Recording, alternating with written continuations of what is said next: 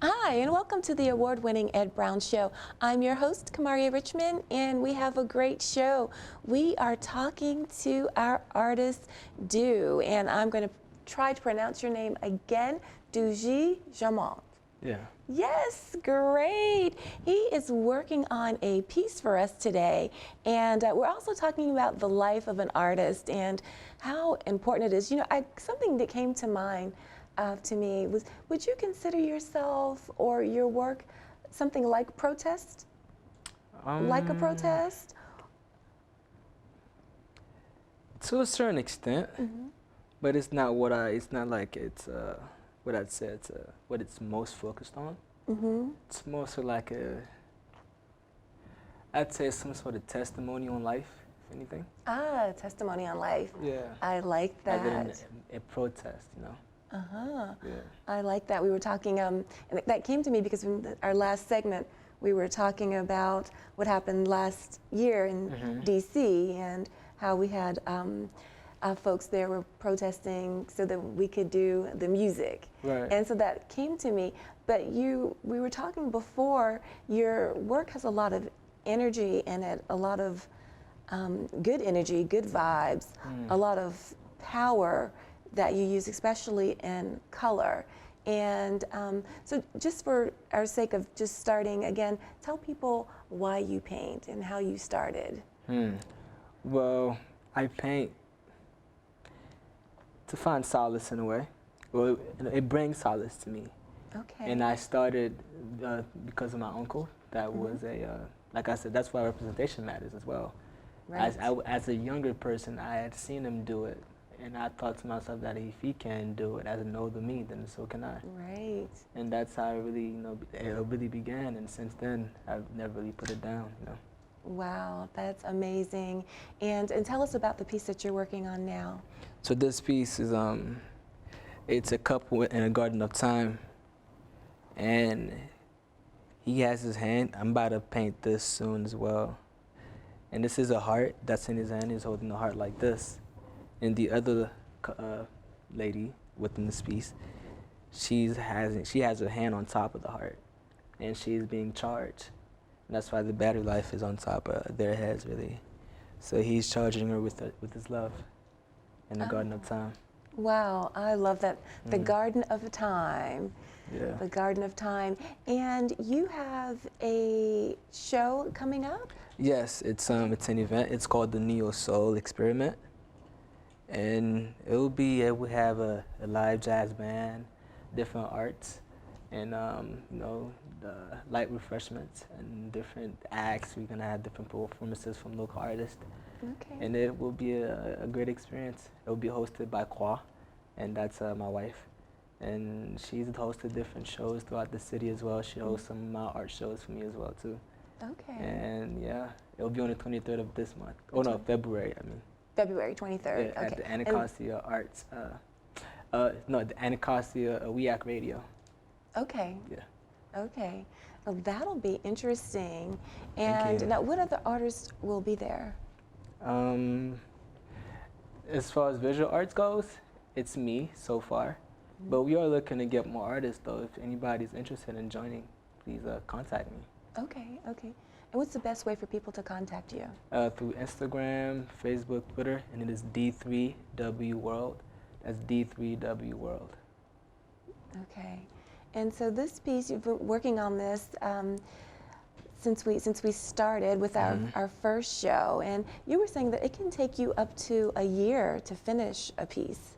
Yeah, sometimes you may not have all the right ideas right then and there, or you might feel inspired to create right now, and the piece will just sit there unfinished, So you have to wait until you're inspired once more to work on that current piece. So that's when it takes like a long while to finish. It can be months, years even, a decade. I have not worked on a painting for a decade just yet though. Hopefully I can in the future.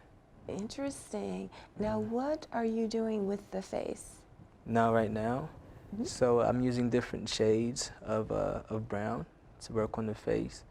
I started with very medium raw sienna, And now I'm about to build a lighter brown on top of it, kind of like an earth tone, more like a sandy brown. And I'm gonna add a beige brown by mixing some yellow right here with the brown. Now you have different variation of browns, and you have some dark umber. You kind of like mix all that in there to have different variations. You can add some blue in there as well to make it a little darker. You know, all that. And I know I was asking you before, with your canvas, you never get rid of the color. It's always there. Yeah. Does that give you more interesting hues to keep it, or? Sometimes, especially when I'm painting a new piece, I don't know what colors to use. But then I have all these different colors as references. Maybe I should use some of this. I would add more on top of that rather than me like scraping the whole palette off and having to. And it's like very brown and black, you know. So but it gets heavier over time. But I've had this for like 2 years. It looks like it's heavy. It gets a little heavier. It really does look like it. And what do you want your art? What do you want your art to say to people? I want for each person that comes across my work, right, for you to get something different out of it, a story. They say a picture says 1,000 words. I would like my work, my art pieces, to say about 1 million stories. About 1 million stories. Yeah. Wow, wow. Now, what about your parents? What did they think of you, of your enterprise here? I mean, it's tough. At first, it was hard for my mom to accept. But then, after a while, she was one of my biggest supporters, you know. She accepted the fact that I didn't want to go to school, accepted the fact that I wanted to be a full-time artist and have no job, and she's still supporting me as best as she could until I was out of the house. Wow. Yeah. Now, that's a lot. That says a lot. Yeah. Because you always think of, oh, my child wants to be this starving artist. And sometimes your parents, they don't always give young folks an option. Yeah, especially for like for a Haitian parent at that. You know, like yeah, it says a lot. So I'm very grateful for that, you know. And my father, he lives in Jersey. He himself is a painter too, but his biggest thing is dancing though. Okay. Yeah. You come from the arts. Somewhat. Wow. You're painting, you watched your uncle, your father with dance. And what does that mean for you? I've always believed in this one theory. Well, not really a theory, it's more so like a fact even. It's a fact 'cause I checked it myself. But before a child starts to walk, they dance. Before they can talk, they sing. Before they can write words, they doodle. So with that being said, the arts is always within us. It's our natural state. We just gotta stay intact and stay in touch. And how do you stay in touch? Practice. By using it, because what you don't use, you lose, you know? Right. The more you use it, the stronger you get. Right, right. That's absolutely, absolutely true. And what will this piece, well, I guess it's kind of hard to say what it'll look like when it's finished, because at some point in time, you may decide to do something different with the painting, maybe add something, or take away even. Or take. That Now, happens. what happens when you decide to take something away? I just paint over it really, and you just don't really think about it. You just see yourself doing it. Like, dang, why did I just do that? I spent like 6 months on this. And sometimes I had one time I had painted over an entire painting that I spent like a few months working on, just because I thought I could do a lot better with it. Something different came to mind where I should see myself adjusting. You know, you just don't fight these type of inspirations, you know, whenever you feel something. Even if you have to take away or destroy something that you've been working on for a while, if it's necessary, you do it, you know. And it's interesting you say if it feels necessary. It may feel necessary to add or to take away. Yeah. And so that's the life of an artist. Pretty much. Pretty much. That's what we go through. We have to adjust most times, though, for, the society. It wasn't built in our favor. So we must adjust to society, to this systematic world that we live in.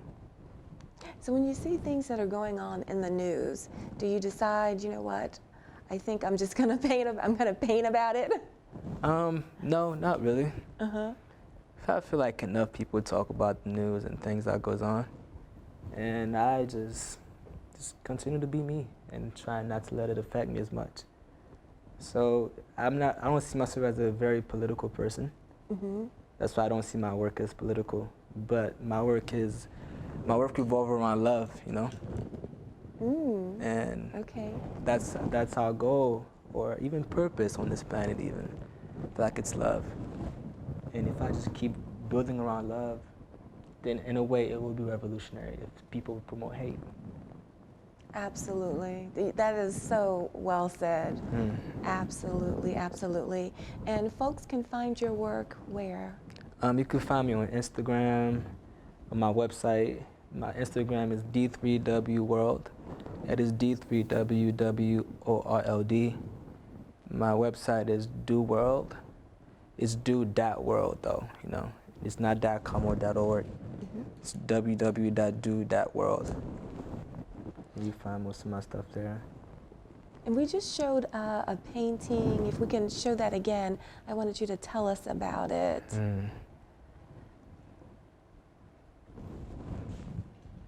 Let's see, that one. Tell us about that. So this is a New Egypt. Yes. And New Egypt is basically Obama as the Pharaoh of today, compared to, in the past how we've had Pharaoh. And I feel like when I see pharaohs, they are misrepresented, given the fact that Egypt is in Africa. Now, I'm not a super expert in geography or anything of that sort, but Africans are mostly brown people. So I'd assume that, the pharaoh would be brown as well, rather than the faces that I usually see on TV. Absolutely, absolutely. And I love the Smithsonian channel and the History Channel. They can take you back to the beauty and glory of Egypt and what the folks actually look like. Now tell us about what we're seeing on the screen now. This is the piece that I've been working on for a few years, actually.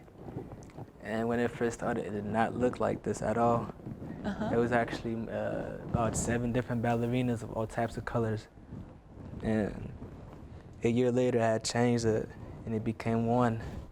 And there was no garden there. At first, the green things, like the vines that are attached to the person's arm, they were shackles at first. Interesting. But then, I changed them to vines instead. And tell us about this one. That's really cool. This is one of my, I'd say my most simple piece, actually. And it's literally a person listening to their, I'd say, inner femininity. Because at times, male are forced to kind of like be this super macho person or this toxic masculine guy, But I feel like it should be a balance. You should recognize that you too can feel like a woman, in the sense that you understand and see them, and you have the traits that they have as well. For the only difference between a man and a woman is a chromosome. Okay. And tell us about this one. This is the creator. The creator. Okay.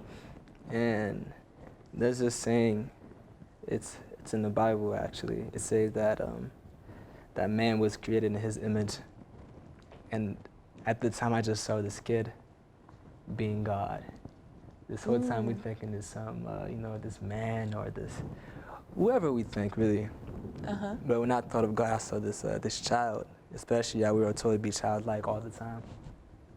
I thought, if we're supposed to be in his image and he's telling us to be childlike, what if he's a child? And color is important to you. How do you decide which colors to use? Nah, I don't really. I just kind of like go with the flow. Just whatever feels right. Yeah, I like very, I'd say, very light colors, really. You know, pastel colors, you can call them. I like vibrant colors as well. I don't like things that are too dark. Cause I want it to be popping, you know, in the sense that as soon as you see it, it calls you to it. And I like bright. I feel like bright colors do that the best for me. You know? You know, the one thing I noticed about your work, like now that I know do, it seems like now if I were to go someplace and I saw a painting, I think I would be able to say that that is Du's work. That's really big. Do you get that from people? Yeah. Like I've walked in places. Actually, that's how I met my wife. Oh, tell us. And she's here in the studio with us. Yeah. So folks hear an extra giggle there. That is Kwa. And tell us about that. So I was just home chilling, you know, just doing what I do, painting and whatnot. And then I received a notification, and it was her saying she's looking at my work right now at this restaurant. It's called Everlasting Life. It's a vegan restaurant. She was getting food for herself. Whatever she was doing there, really. But when she was like, "Yeah, I see your work up there." That's, you know, everything. From there, we started talking. I invited her to one of my, you know, events that I had. Okay. And she came through, and we started building from there. That is beautiful, a beautiful story. So could this be you too? Yeah, it can be, possibly. Charging. Life's charger with the battery of love. Interesting. And, you know, for an artist, because you have, you know, your world is so different, it's I guess easier to have someone with you that's also an artist, because your wife is quite talented. Yeah, I say. She sings, she paints as well. She's a great chef. And she does a variety of things. She's an organizer. And I feel like as an artist who is very a disorganized person, I need to find somebody that complements what I lack, you know? And she met those qualifications. Oh, that's beautiful. And I encourage people to go on your website. It's beautifully done. And you were at a gallery hosting an event. Can you tell us about it? And you were talking about what painting means to you, or what your artwork means to you. Oh, yes, that was at my solo exhibition. And I was just describing some of my pieces, really. And one of the pieces that I described was a peacock effect. Yes. And that piece I no longer have. One of my friends, we had exchanged art, and now he has it. But within that piece, I was talking about the type of things that we go through as males, and how we do all of these different things to attract the opposite sex, or the same. But it's called the peacock effect. For a peacock, it has its beautiful feathers, and when it sees the opposite sex, it flexes it, and, you know, and kind of just dance and do these cool things that makes them stand out, you know. And we men, as males, we do this the exact same. I feel like it's in human nature, or nature as a whole, really, where we would, you know, put our freshest clothes, our nicest shoes, make sure we smell good, our breath not boofing, you know. So yeah, and we do the same thing. And we may see it as something minor. We don't even pay attention to those small details that we do. But in reality, it's like something that's very common among many species in nature. I love that, as the peacock effect. I think I'll have to have him explain that one to me. Peacock effect, yes. You want me to explain it to you, Zay? Yes, that was really, really interesting. Thank you. So, yeah, I really want people to go and check out your work, because that is a nice set showing you in action with your music. Now, will the event that's happening in February be something like that? Very similar, You have actually. like music and Yeah, live music, and all of the talents are very local and very talented people, And I feel like people need to see what they have in their city, rather than. I mean, I'm not saying you can't support a very well established star, but that same star that was created had to come there somehow. So if you support your local stars, you make bigger stars, and we could all be great, Absolutely, absolutely. And you mentioned that you have a studio. Where's your studio again? So my studio is on 14th Street Northwest, and it's uptown DC. It's on 14th and Newton. Okay. And now, can people just stop by, or do they need to make an appointment with you? Yes, you definitely would have to make an appointment, and you could do that through my website. And there's this particular space on my website where you could just schedule a studio tour. Okay. And you can pick the date that you want, or pick one of the days that are available. And I update it each week. Well, I try to. But yeah, you should be able to do it through my website, really, or just DM me through Instagram if that's too much to, you can set it up. Instagram page is That's, awesome. oh, thank you. It is awesome. Now tell us what you're doing here. So right now I'm adding some highlights to the faces, Okay. and I use a little bright colors only really for the highlights, and that's where the light is coming from, And in this particular piece, the light is coming like, I would love for it to come from like the heart really, or they both have their own light and they're kind of like reflecting one another and shining one another up really. Yeah. So I'm using bright colors to go around like the edges to make it pop a little. And then now I'm gonna go to my shades of brown hair and paint the face. Now this is only the first layer. I usually add 3 to 4 more layers on top of that. And sometimes I take oil paint and add oil, some slight features and go over that with oil paint. Yeah. And this piece you think will take you about how long? Well, I already had the idea for it, so it should take about a week to finish, or less really. I may finish it by the end of today, because I already have everything started. And well, I guess once you get started, but you were saying it can take up to a year. And you mentioned for some artists it may even take a decade. Yes. To finish something.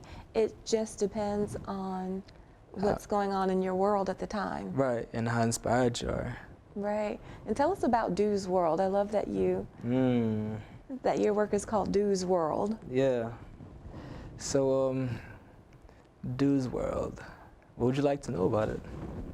Just share with us whatever you want. Okay. So, let's see. Du's World is literally the things that I go through, things that I experience. It may not be me per se, but things that I've seen or see people within my circle experience. Okay. And it is not just me, it is everybody that I know. For example, you are part of Du's World now since I've connected with you, Yes, awesome. And it's literally this world, but through my scopes of vision. And yeah, it's like my movie in a way, And everybody that I've connected with is in it now. And you probably have your own world too, you just haven't named it yet maybe, or you probably already have. I guess I need to name it. I need to name my world. Wow, I'm so happy that we connected, and I thank you for sharing your work with us today, because you said, "Oh, I'd like to do this on camera," and I was like, "Yeah, that would be really cool." So, thank you for that idea, and we have our whole technical folks, everyone working to make it work so that we could actually do this. But I think it's so interesting to watch a master at work. Thank you. Because you are creating. It's like, your own, we're watching you with your own masterpiece. That's powerful. which is, I mean, it is truly amazing. And I had mentioned chuckling about me trying to do like a sip and paint. Yeah. Nothing like this. What the picture looks like it's supposed to be and what I actually drew are completely different. But I guess everything is in the mind of the artist, right? True. And you know, and how bad you want it. Mm-hmm. And it's, you know, anything in life where you're not gonna start out automatically like super great unless you're like a prodigy. And even with prodigies, they start with a certain amount of skill set. But not really even skill set, more so like they just catch on very fast, you know. Mm-hmm.